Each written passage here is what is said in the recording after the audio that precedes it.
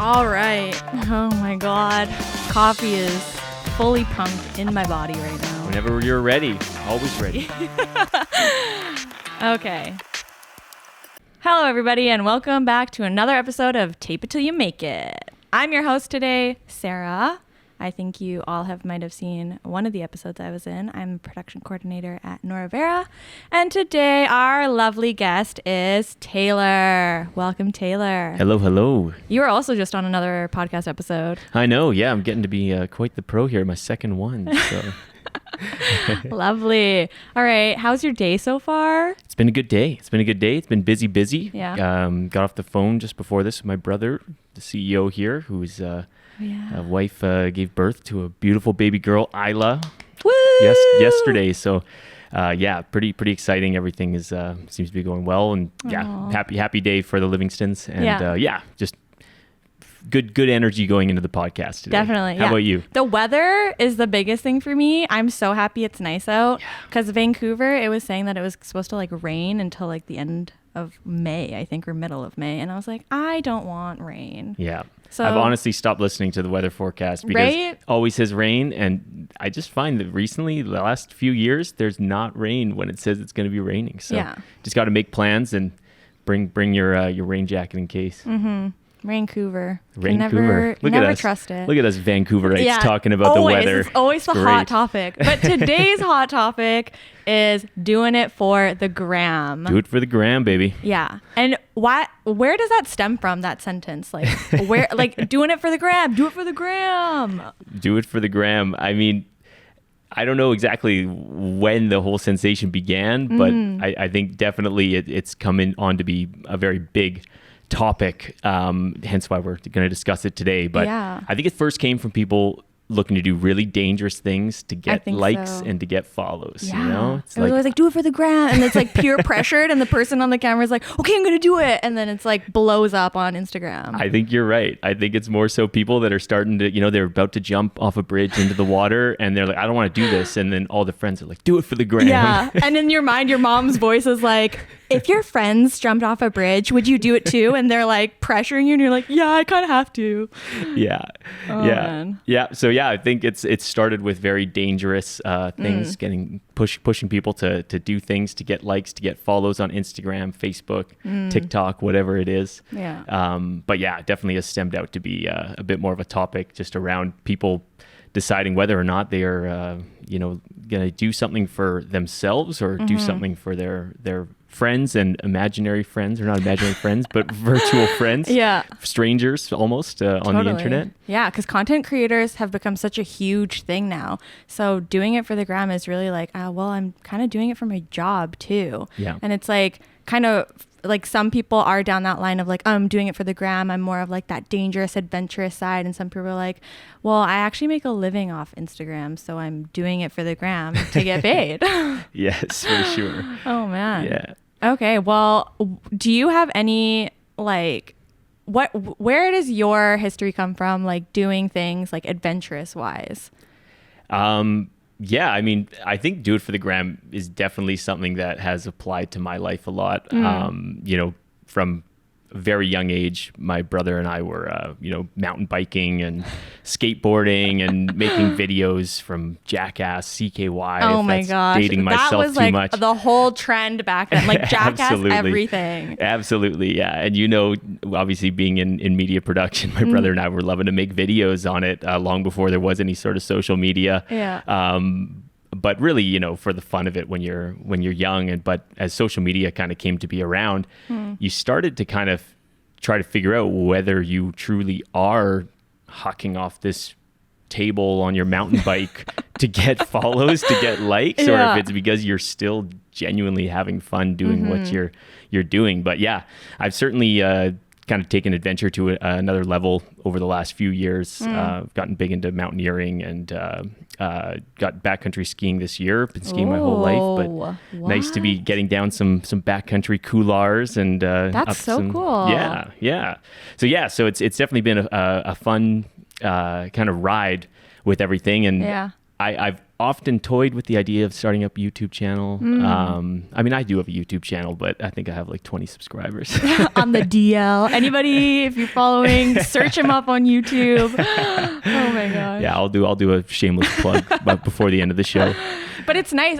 Because I also, small plug, I do have a YouTube channel as well. Ooh. And I like to create videos because that's why I'm in this industry. I like to film things. I like to edit things, and I like to just look back and be like, oh, I remember that like vlog trip or something, you know? It's always nice to have that, and it's just like personal, right? 100%. And I think that's, something really important to kind of mention is a lot of people look into things, including myself. I know maybe 5-6 years ago, I used to have friends that would go, drive to Golden Ears Provincial Park. They'd drive into the forest, and then they would park. They'd walk 100 meters from the road.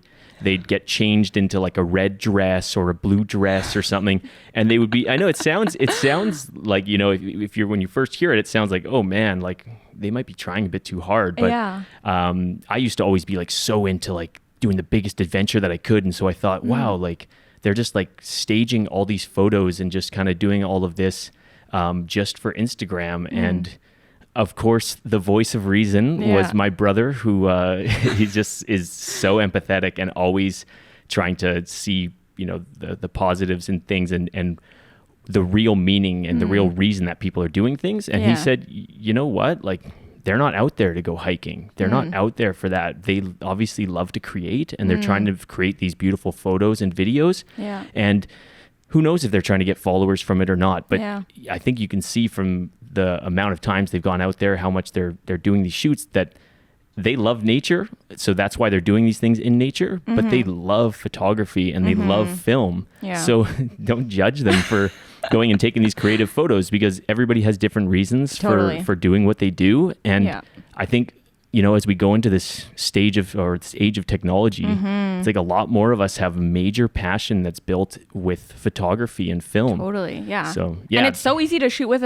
your cell phone now, right? Totally. Like, I remember when I first got a flip phone, the camera quality was so awful. So, like, you actually had to have, like, a DSLR or, like, a recorder. And now it's, like, you can just have, like, your iPhone and just be out and shooting and create amazing content. And yeah, people do it for so many different reasons. Like if you like to go hiking, you're just taking pictures and, remembering that moment. And some people just like to go out and create content of like other things. Absolutely. And yeah, I think you nailed it on the head, just how simple it has become to take amazing photos and video. Obviously not quite the same as when you get out a true professional camera kit, but yeah, I mean, it's so easy to just snap away. And that brings another danger. And I really would encourage people to kind of look through their phones and their galleries and see how many photos they took the last time they went to, say, the farmer's market or went on their last hike or on a bike ride around the seawall. And are you even ever looking at those photos again? Yeah, that's such a good point. Because I do think that there are people that are just so obsessed with taking photos. And I've been guilty of it as well, that sometimes I kind of look back and I'm like, did I even really experience what I just was at? And like, am I even going to use these? I mean, 1 or 2 photos would have been enough to just encapsulate the whole memory. They say pictures say more than 1,000 words. And so I don't think you need 1,000 pictures. I know. My camera roll is always like 50 photos from like this one moment. And I'm like, why did I need so many photos of this memory? I know. We're all guilty. And I know a lot of people, they edit them the night of. They get rid of photos that they don't think they're going to use, or ones that are so similar to the other one. But I usually go through, every half year, and it's a full day's work. Oh yeah, totally. And I mean, like phone capacities just keep getting larger, so it just keeps allowing us to take more and more, and it just sits on our phone, and it's like we never go back and really look at those. I know. Yeah. Yeah, and even just the hard drives after hard drives from all my travels that I've done, and I don't know if I'll ever get back to that footage. I've got terabytes now, and I just don't know if I'll ever get back to ever touch it. Yeah, I like the other day we were at home, me and my fiance, and we were looking at like her parents' old photos. And it's like such a nice time to like go through your old family photos and like those hard copies. Oh yeah. Like I love that feeling of like remembering memories and like the nostalgic feeling. And it's so different now taking photos on like your camera or your cell phone. And it's just digitally. Like Yeah. I miss the like taking it on like a disposable camera even, Totally. and then like getting it printed, and now you have like that like photo album. Yeah. It just feels so much nicer because it's like, oh, I remember those memories, and they're Totally. so nice. Yeah, I mean, it's honestly, you know, Jeff, my brother's the CEO at Noravera. He is a huge fan of doing that. One of the best presents that he ever gave me was after we did a big trip through Southeast Asia and Australia together. And he created a book that was just the best photos from the trip. There were like probably 30 photos, Yeah. but it was enough from like every location kind of that we were in to bring Yeah. back every single memory. And even now, I know he gifted my parents a calendar for this year of just photos of the family for them to see it just there instead of just always being on your phone. It's like an Yeah. actual physical calendar. So. I love that so much more, and my fiance has gifted me with those as well, like They're photo great. books. Yeah. Oh my gosh, like so good. It's nice to just like, oh, let's like pick it up and look at it instead of like looking through your phone or something. I don't know, it's a better connection. Totally. It just makes it's like it feels nicer, you know? Here's a question. Do you read books off Kindle or your phone, or do you read books, or do you read books? I do read books. I always read obviously paper books, and then when the Kindle became such a hit, a company that I used to work at actually gifted all of their employees with a Kindle. Ooh. So I did get into it. Yeah. And it's just not the same. Yeah. It's just I wanna hold it, you know, that physical copy. And even working on a computer, sometimes I'm like, I'd rather just like print this out and work on paper. Oh yeah. It's just that I don't know. Yeah. I love technology. Don't get me wrong. I work in a very industry, you know, where technology thrives it's in. everything, yeah. But that feeling of just being able to hold a book or like that paper, like physical copy, is just such a better feeling for me. Yeah. Well, I think even just the fact that we are working so many hours every day reading off of a screen, it's nice to get some time off screen. Right? Yeah. Even the Kindle, I know I have the Paperwhite one that's meant to be like you're reading off of paper. It's not. It's not. Yeah. It works great for traveling because you can keep like thousands of books on it. Totally. And Yeah. I think that idea is so amazing because it's like great because it's like one device for everything. But Yeah. Nice when you have the option to use the paperback, and just like when you have a picture album, just makes it so much more enjoyable just to go through and share easier and pass it around. Right. Don't want to be passing around the MacBook, you know? yeah, it's kind of like awkward or like, look at my tablet. And it's like so large. And it's like, I just would rather, I Yeah. don't know. Even like going to concerts too. Sometimes I'm like, do I live in this moment or do I take out my cell phone like everybody else and then like film the whole night? Yeah. And it's like, You're guilty of that? yeah, I'm so guilty of it. It's horrible. And like Oh, sometimes no. I have to stop and I'm like, I'm like trying to just live and enjoy this moment right now. But obviously you want to remember it. But I get so carried away on like, I need to capture everything. Like, am I going to miss something? Yeah. And then it's like, you get so torn of like living in it and then reliving it down the line. Totally. Yeah. Yeah. It's funny. Just last week, my roommates and I were having a bit of a moment of nostalgia, remembering live concerts Oh, and, my and what they God. were like. And we went down the YouTube rabbit hole and ended up watching the opening of the concert of Odessa from, I think it was Coachella or something like that. Nice. And it was being filmed by obviously a much better camera than everybody else had. But in front of, it was still just somebody in the crowd that had Yeah. brought their nice camera in that was able to collect nice sound. But every person, I'd say at least 50% of people had these phones stuck right in front of their face. And one of the phones definitely was FaceTiming what looked like that person's partner, which I thought was sweet. So That's it's like, you know, it's cute. like if you're filming it or if you're FaceTiming somebody because you're thinking of them and you're Yeah. wanting to share that moment with them, then it's great. But if you're just doing that to like show that you're at the concert and put it on your Yeah. Instagram, and I mean, the phones are getting better at picking up sound. Yeah. But I remember like 3 years ago when people would be posting live concert and it's just like, Like just awful audio. And you're like, why are you posting this? yeah, it's like, yeah, that is, nobody wants to see that. Yeah. And that is definitely not the reason that you should be filming just to post something like that. Yeah. So I get it. You know, concerts are long, and so maybe people were just filming for the opening. But I think that's a good example of something like a live concert.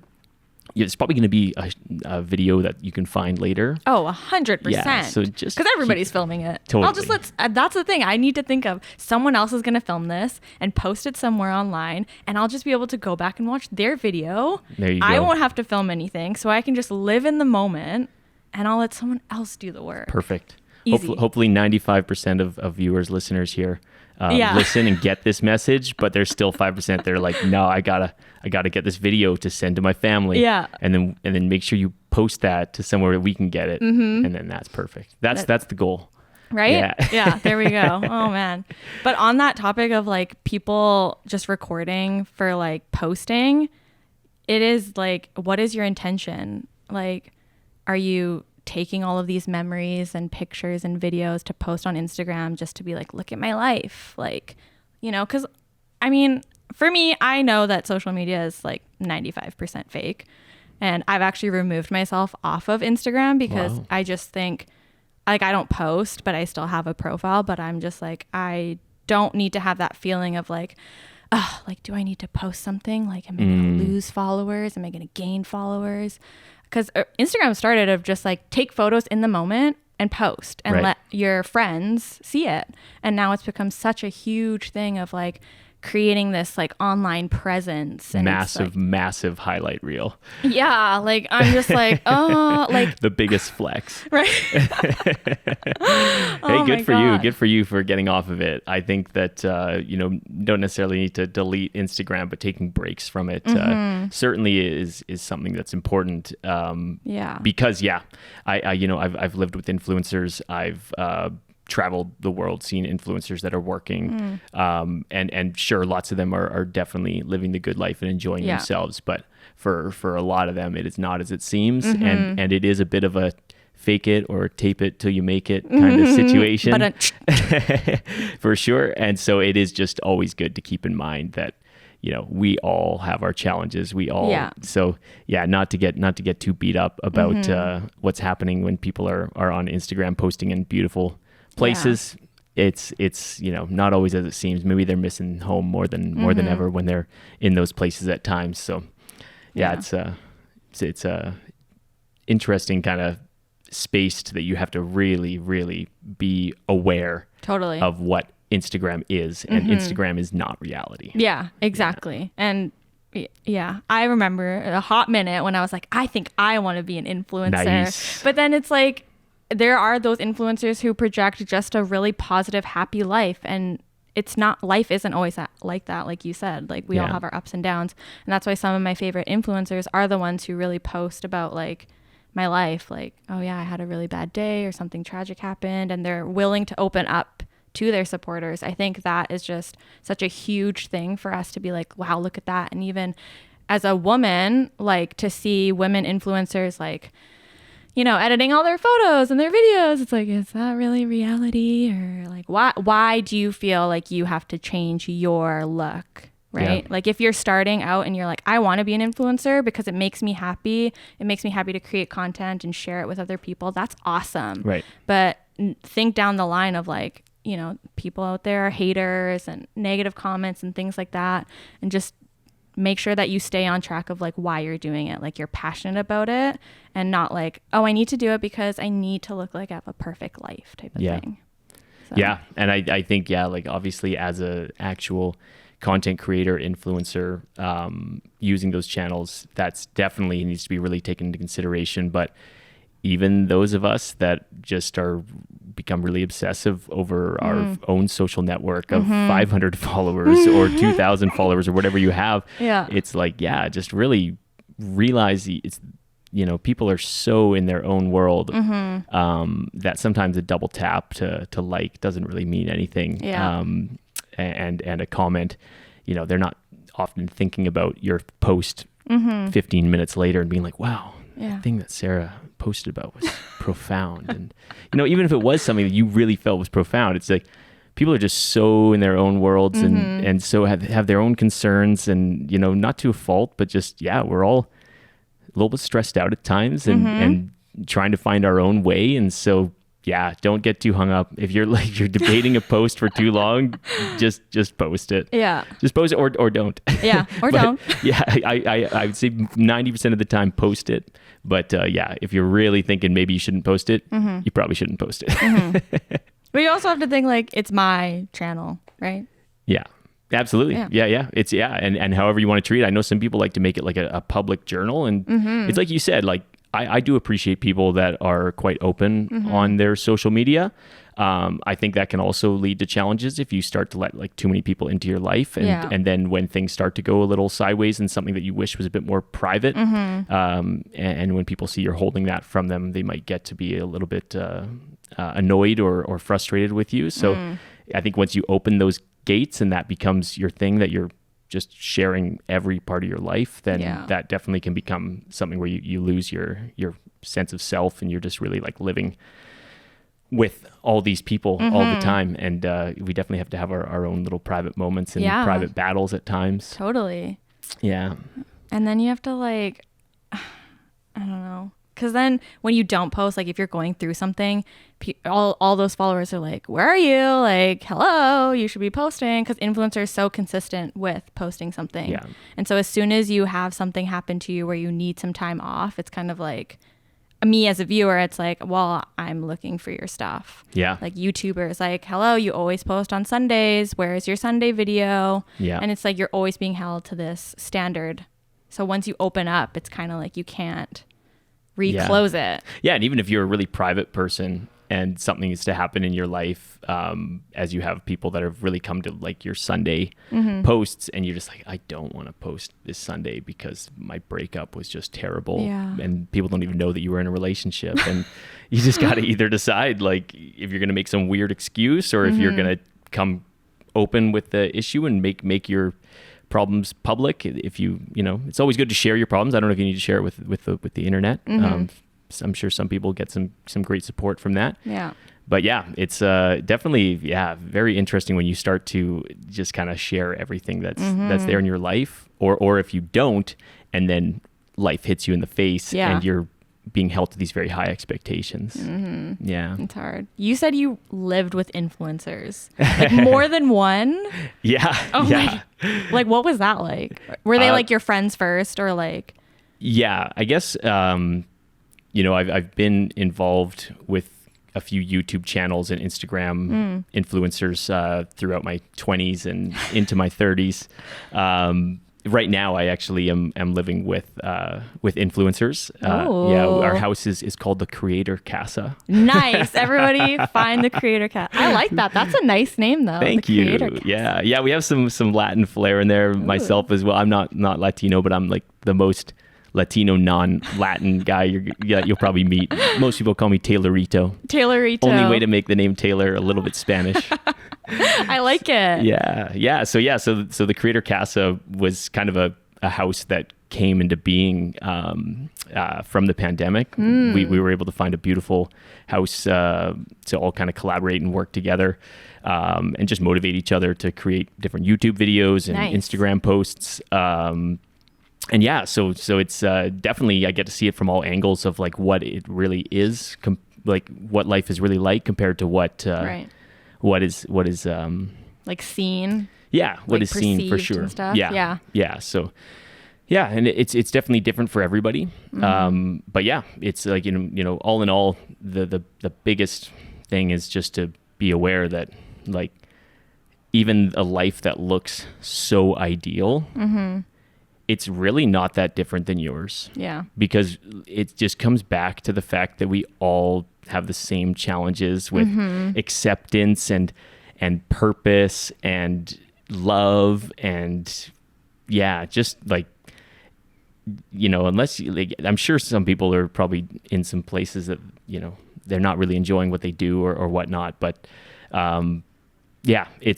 we're all going through the same challenges. So it's not going to be traveling the world that is what makes you happy. And I can say that from a first person standpoint with used to work as an international tour director, traveling the world. And sure, I really enjoyed a lot of what I was doing. But yeah, it's also, it's hard to just always be living out of a suitcase. And, a lot of the adventures that I like to do, you need quite a bit of equipment for, whether that's, your ice axe and crampons, climbing rope, skis. And so, yeah, when you're traveling the world, you just can't bring that stuff around. I mean, there was last year I would bring around my suitcase with all my work clothes and this big North Face duffel bag, and I'd legitimately be arriving in beach towns with oh my gosh, big puffy jackets and mountaineering boots and ice axes and trad equipment. I looked like a fish out of water. It's what is this guy doing? That's not beach equipment. Yeah, exactly. So that, it's there's a lot of things that are tough about travel, and traveling is a lot of fun, but it is definitely not always what it seems. Yeah. Totally.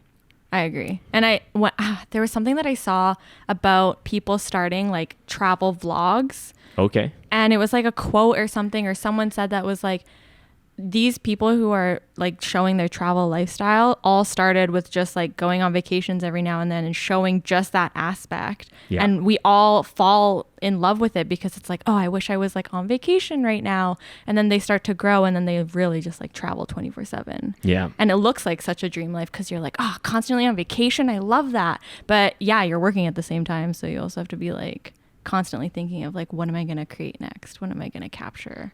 100%. I mean, honestly, just to kind of go back to, you said that you had a YouTube channel, or you want to. I have a YouTube. You have a YouTube channel. It's on the DL, very, very on the. You will never find me. You'll never find me. So you're not going to tell us right now? No, I'm not. Because, I said, I do capture vlogs. I like to create them, and I put it together and I post it. And it's just for my viewing and my friends, and I'll just share the link with them. Yeah. But I have never really look at my YouTube channel, everybody. I don't know. I'm such a huge critique of myself, and I'm so nervous of like you said, opening up your life to everybody and thinking, can I go back to a private life after this? Yeah. It's I don't know. Yeah, fair enough. Yeah, I mean, my kind of story with wanting to become an influencer, I've had many moments where I thought, you know what, now is the time. I'm gonna get my YouTube channel going. I'm gonna build out my Instagram, and I've really dove into it where I've been kind of doing vlog style travel, and I realized I don't want to do this. At all. I don't I have no interest in doing this. And now I'm kind of basing my day around things that I don't really want to be doing.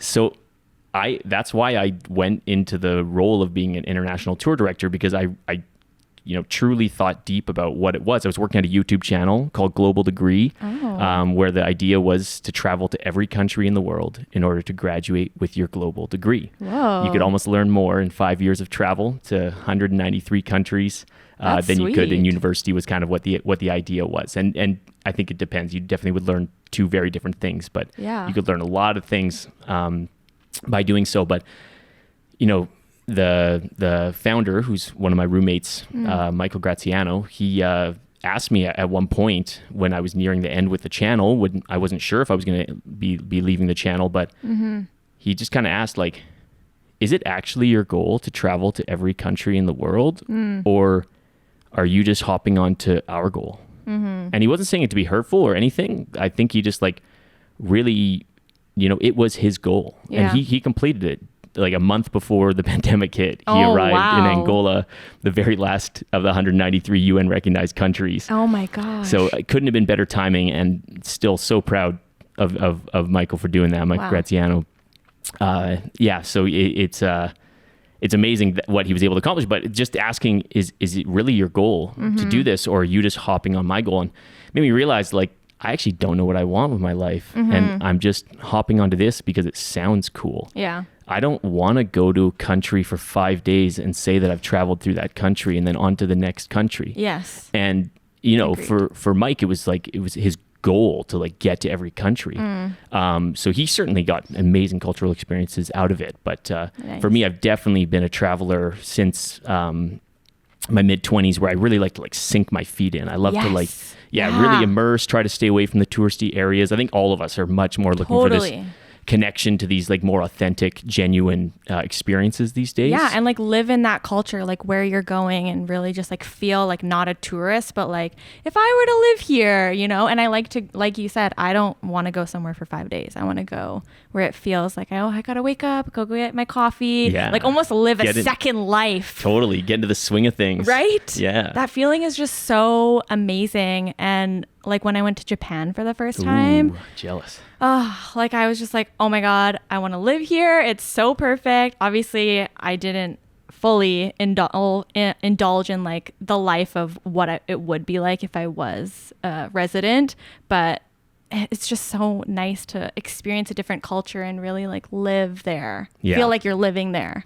Oh yeah. Instead of being a tourist. Yeah, especially I feel like Japan has just such a unique culture. So I mean, you really could open your world up to a whole new way of living for sure. Yeah. Have you ever been? I've not, no, but it's high up on the list. Absolutely. I'm planning another trip. I just like did my finances and I'm like, okay, if vaccines are now rolled out, and we should all be good to go, I'm getting on a plane next year and I'm going to Japan because my fiance has never been. Nice. I've been twice now. Oh, we're going to have a blast. Thanks a lot for the invite. You can come. I think we're gonna go for like a long time though. So because sink those feet in. Yeah. Right. Because also you've been cooped up at home for like almost 2 years now. Well, it's been 1 year, so by next year it'll be 2 years, and you're like, I'm dying to go somewhere. Oh yeah, and like I think that it's a totally different world now where there's going to be so many of our jobs where we can work remotely. Right. I don't know what the time zone's going to be like in Japan if you're working with Vancouver clients, but you know, I'm sure it's possible. Oh yeah. And I think there's going to be a whole new style of tourism that's really going to be like a work from anywhere type of environment where you're just people are going to be living in Buenos Aires in Argentina for a couple of months here, and then living in Tokyo for a couple of months. I think like it's there's going to be a lot more of the long-term vacations, but while working. And one thing that I came to learn about is like digital nomads. And it was like such an eye-opener because, always looking at like, ooh, influencer life is so cool. You're always traveling. And looking at digital nomad life where you're working remotely, but in all these different areas, it's like, now that is something I can get behind. Totally. Yeah. The other half of my house is digital nomads. Oh my, what? Okay. Yeah, like legitimately everybody kind of came back from everywhere in the world. We had people that did come from Calgary and Toronto, but we had people that came from Bali. We had people that came in from Mexico. I was coming in from Panama. Oh my gosh. So we all were kind of forced back home into Canada. And so we just kind of built our own little digital nomad place. And it was actually my roommate Sabi he was living in like a shared housing in Bali only for 1 month. He'd never done it before, but he fell in love with it. And then the pandemic hit. And so he was sent back to Edmonton, and he's like, I'm not doing Edmonton. So he went on Airbnb, negotiated this sweet deal with a house in West Vancouver. And then we were able to move all of our friends into the place, into the creator casa. So but I'm a bit more of a digital nomad kind of guy. Yeah. I really do think that being able to kind of like work in a situation, because like I said before, I truly love to travel and I want to live in the moment when I'm traveling, and I don't want to be just trying to film things all the time and take photos of things. I just want to enjoy it. So if I can work hard during the week and then just go out and enjoy the weekend in a totally different location, that's like amazing for me. The dream, right? Totally. Yeah. On my last trip last year, oh gosh, was it last year? Last year, right before the pandemic hit, me and my fiance went to Singapore and Australia. Ooh, nice. And it was like the first trip in a very long time where I definitely felt like I was fully living in the moment. And that's for amazing. Both of us, it was new for Australia, but for her, it was new for Singapore. And in each location, we really were like, okay, take out our phone, do like 1, 2, 3 pictures, and then put it away and really just like take in everything. And it was just such a nice feeling. And a lot of the times when we're like, oh, remember our trip? It's like we don't have all the memories and photo proof, but to us, we share that like memory together and we can just like talk about it. 100%. You'll have that for the rest of your lives. Right? It's it's so amazing. And I definitely think people should take photos and take videos, but don't get carried away and like why you're doing it. Like you're doing it because you want to remember the memory and not for like, oh, I'm going to post this later and like show all my trip and like, yeah. Honestly, it's so well said. And I think that's something that we missed on earlier in the podcast, was just talking about the fact that, you know, there's also the complete opposite side of it. And something, you know, in with mountaineering and kind of mountain sports, there's also like the really hardcore people that are just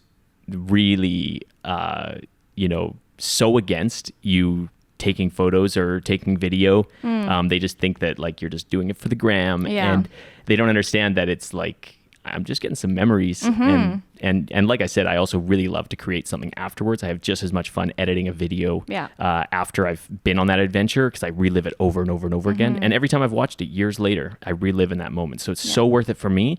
But I've been out with hardcore mountaineers that are like kind of thinking they're not like so with the photos all the time. And, you know, when I send them the photos afterwards, they go like, you know, I'm really glad that you did that. I have that memory, because I look back on my last year and like, I don't know really which mountains I even climbed, because I didn't even bother to take a summit photo. So there's definitely these happy mediums of taking a few photos. If it's your profession, if you are an influencer, sure. It seems like you kind of have made it that, you know, you're either passionate about taking a lot of photos, and that's like half the reason that you're doing the thing. But if you're just like a regular person, 2 or 3 photos will do the trick. It's good enough. And that's the biggest thing, is to really think about like, why am I doing this? Like, I know social media is such a huge influence on all of our lives nowadays, that like even just having an Instagram account, you're like, well, do I feel like I'm obligated to post something? Like, do I need to?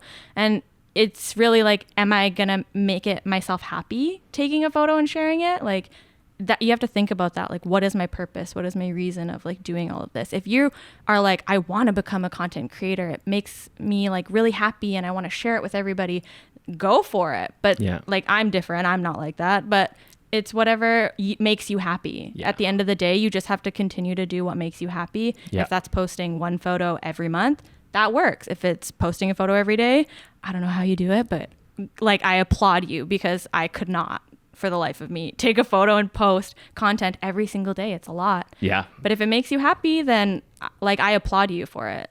So I really applaud the people that post Instagram stories just like filled with grammatical errors, and because it's like good for you that you're just like smashing that out and carrying on with your day. Like it's because it is like, if you just want to like over curate and overthink everything, it's like you can be spending all day, and like, you know, like a few hours later you're still like checking your notifications to see if like somebody's commented or something like that. So it's like, it's a huge thing that's weighing on your mind about like if you're being accepted or not.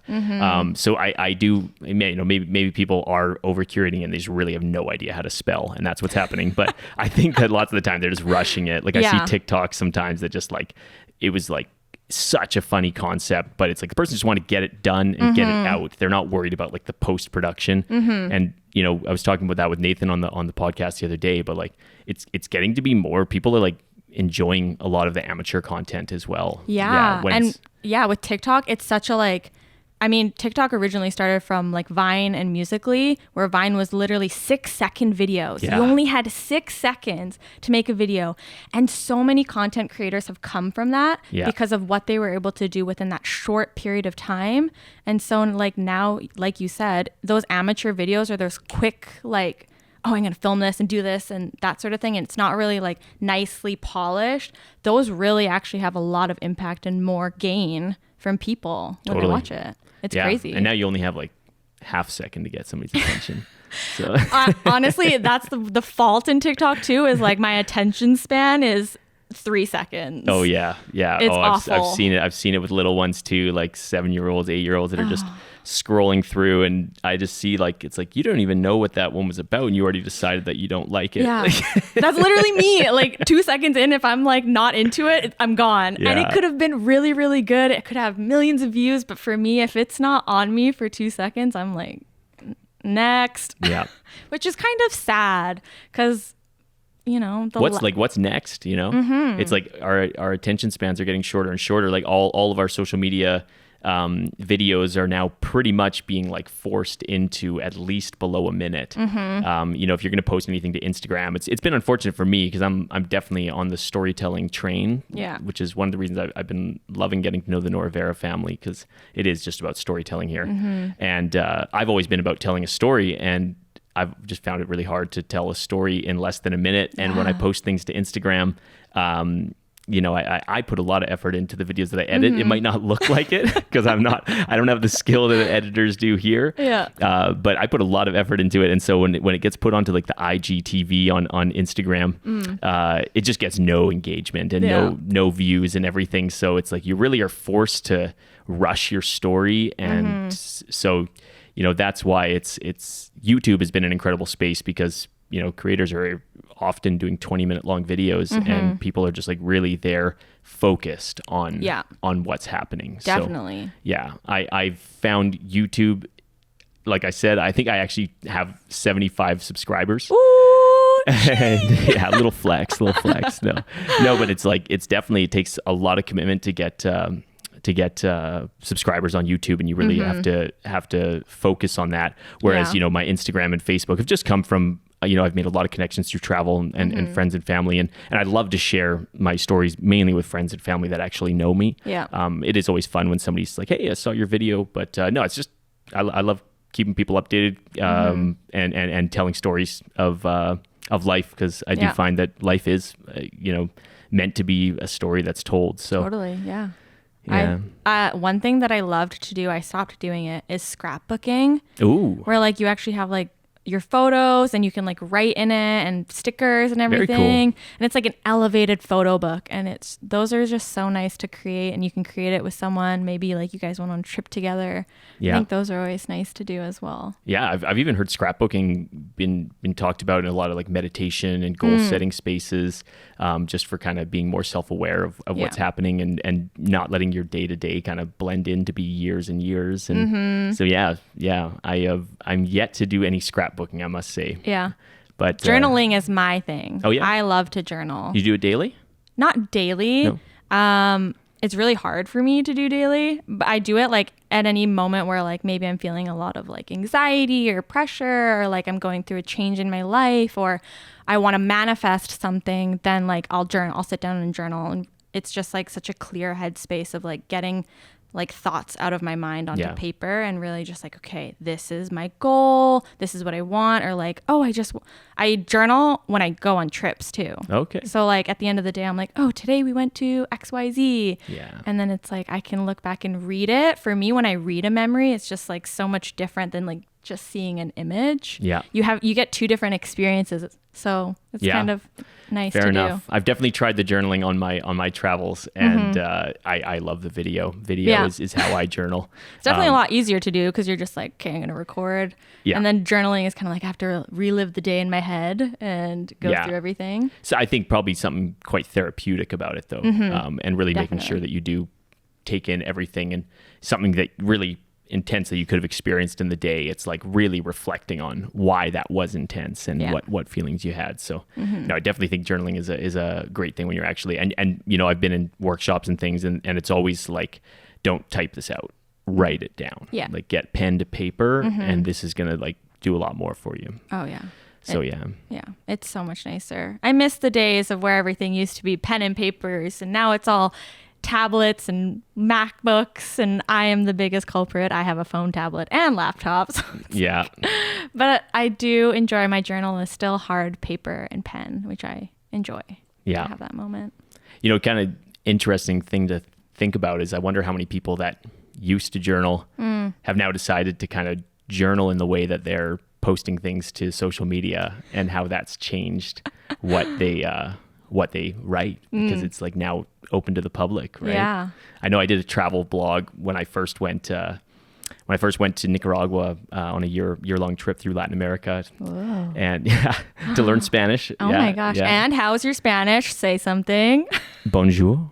No. That's French. Está bien. Estoy olvidando mi español, pero está bien. Sí. It's okay. Yeah. It's been a year that I've been out of Latin America now, so it's a work in progress again. Yeah. I'm trying to get back reunited with it. Oh, nice. But I remember when I did my blog at first, and my brother called me on my first post, and he's like, "Man, Grandma's listening to or reading this, and like Mom and Dad are wondering like what the hell you're even doing down there." And I was like, "I don't care. This is like my life, and this is how I want to share." He's like, "Yeah, but you just got to realize that there's people that don't need to hear every single piece of your life, and you know what? For some people, who cares? Do what you want to do." Yeah. But I do think there's probably people that have kind of curated their journals a little bit when they're posting it online, because it's there's definitely thoughts that we have that we don't necessarily need the world to know about. Yeah, definitely. Oh man. Yeah. Well, I think that's wrapped up. We've been sitting here for quite a while. Taylor, thank you for sitting here with me and chatting. It's lovely to have you. Hey, my pleasure. Yeah, you've been an awesome host. Thank you. Yeah. I was really nervous. FYI, all the people listening, I was so nervous. I don't know why. I just get so angsty. Angsty? Is that a word? Antsy? Antsy? I don't know. I was nervous. Now I'm not. I'm just fine. Yeah, the coffee's starting to like... Yeah. And now Sarah's going to plug her YouTube channel. My YouTube channel is... beep. Like have that like really long beep sound covering it. I will not be plugging my YouTube. But do you want to plug yours? Well, I mean, first of all, definitely... would love to plug Tape It Till You Make It. Yes, everybody. If you're not already subscribed to our YouTube channel, subscribe. If you're not following us on Spotify, I don't know what you're waiting for. Another pandemic. I don't want to say that, but I think you should follow us. And we post weekly every Thursday. So yeah, stay tuned, because really you never know what the next episode is going to be about. Someone cool might be here. I don't know, maybe a local celebrity or something. Ryan Reynolds, we are trying to contact you. Give us a call. And make sure to like and subscribe, please, Ryan. Yes, please. Yeah, awesome. No, I really appreciate being on the show, and looking forward to seeing what the next episode is, and if you are able to track down Ryan. Yeah, Ryan, give me a call. Me personally. No, I'm just kidding. Just hit her on the YouTube channel. Yeah, search it up. You'll really find it. It's got a lot of hits. What's your YouTube channel? Live with Livingston. Oh my gosh. Okay. It honestly is a disaster because everybody calls it Live with Livingston. I want it to be a play on my last name with Livingston and Live, but it's like, it looks like you're like live with Regis and Kelly or something like that. That's how I read. Everybody does. Yeah. I wanted Living with Livingston, but it was like too lengthy. And honestly, I wish I just went back to my regular handle, Taylorito. I don't know why I gave that up. But I decided that I wanted to be an influencer at one point, and I thought Live with Livingston's a better influencer channel than Taylorito, but now I think honestly it's like better just to have your name. Yeah, I think people like to follow you for you. Yeah, so yeah, my YouTube and my Instagram is Live with Livingston. I do love people checking out my content because it is something that I really do care about. Aww. I don't do it for the gram. I do maybe 25% I do it for the gram. That's why I'm pushing it a little hard down the couloirs or climbing to the tops of mountains. But really it's just because I love to share the story, and I think that it's an interesting enough choice of activities that I do that it is something that's fun to share with the world. Sweet. Well, everybody go check Taylor out on Instagram and YouTube. Subscribe to him, like his stuff, support him. No need. But I do appreciate that. And maybe one day I will release my information. I'll get it to you, everyone. All right, guys. Thanks so much for watching this episode of Tape It Till You Make It. Like we said, don't forget to subscribe, like, and comment. Leave us a comment on like who you would like to hear from or topics that you would like us to talk about, because we are always open to new ideas. But that was Tape It Till You Make It. That's my end song. That's a good end song. Beep, boop, boop. I like that. The little Jamaican reggae horn. But we need like a theme song or something where it's like do do do do do do do. Tape It Till You Make It. Yes, I am Jessica Day from New Girl. I just made my own theme song. Thank you everybody so much. Good show.